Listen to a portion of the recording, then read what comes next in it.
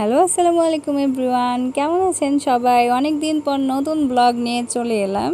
আজকে আপনাদের সাথে আমাদের নতুন ব্লগে রয়েছে তান্দুরি চিকেন। তো চলুন দেখে নেওয়া যাক আমরা তান্দুরি চিকেন কিভাবে তৈরি করছি।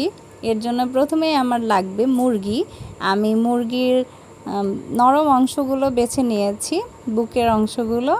আপনারা চাইলে হাড়ের সাথে অংশগুলো নিতে পারেন, আর সেই সাথে মুরগির উপরে যে চামড়া থাকে সেটাও নিয়েছে। আমার সেটা ভাজা খেতে অনেক বেশি ভালো লাগে।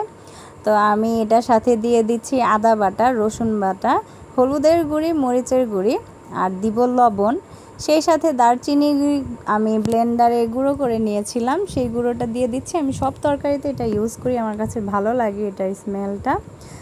আমনটা দিলে আসলে সেটা গোটা গোটা থেকে যায়, সেটার স্বাদ অতটা ভালো থাকে না। সেই সাথে আমি দিচ্ছি ধনিয়ার গুঁড়া, আর তেল তো অবশ্যই লাগবে।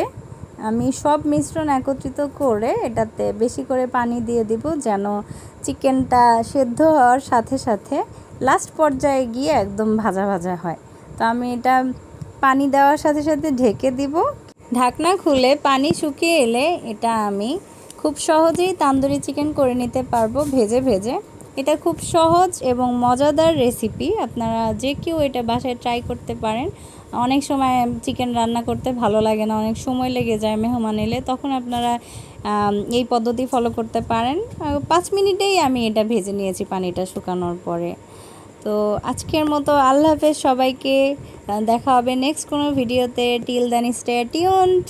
সবাই দোয়া করবেন আমাদের জন্য। আসসালামু আলাইকুম।